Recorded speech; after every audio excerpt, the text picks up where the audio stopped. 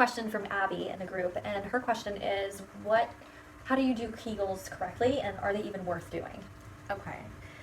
So Kegels are pelvic floor contractions. And any muscle that contracts, or I guess the easiest way of thinking about it, if you contract your biceps, you do so by bringing your arm closer to your shoulder. So you're shortening the muscle, right? You could also contract the muscle in the totally opposite way by lengthening it, but now you're doing so against resistance, so you're still using the muscle.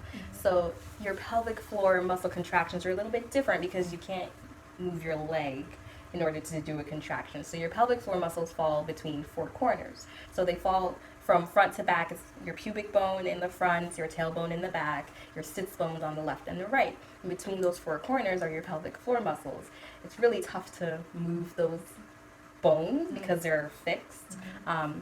So in order to do that, you have to have really good awareness of your pelvic floor muscles, and they sit like a hammock. So when they do contract, that it moves upwards, right? So it's like you're pulling it from the center and moving it upwards.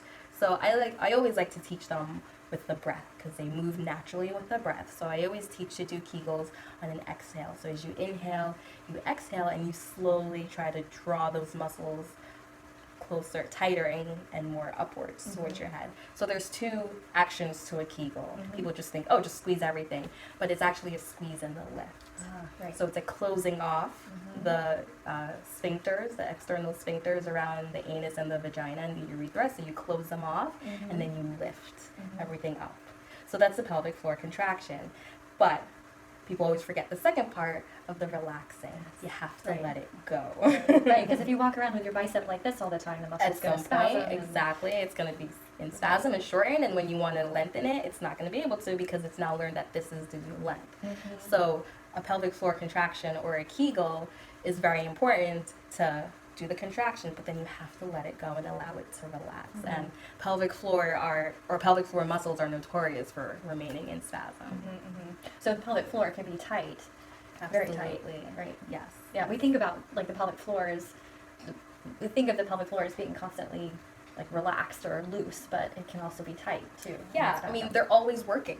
Your pelvic floor muscles are always working. Your biceps aren't always working unless you use them, but your pelvic floor muscles are always working because you have organs there that they need to support all the time. And then there's urine or feces, and you have to control that. I mean, when you learned, or when you learned how to have bowel and bladder control, you learned how to use those muscles so that you can turn off the need to actually, or delay the need to actually go to the bathroom. So you're always using those muscles. You're always using them, which is why it's just as important to learn how to relax them at some point.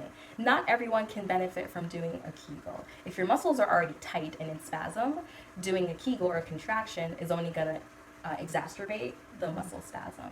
In that case, you want to actually focus more on relaxing and lengthening the muscle. So Kegels are not good for everyone. That's a really important thing to know. Absolutely. Because they're given to almost everyone. Almost everyone. Which is not appropriate, right? It is not appropriate. Yes, correct. Great. All right. Well, thank you. All right. Let us know if you have more questions. That was on Kegels, and we'll see more of Keneal soon.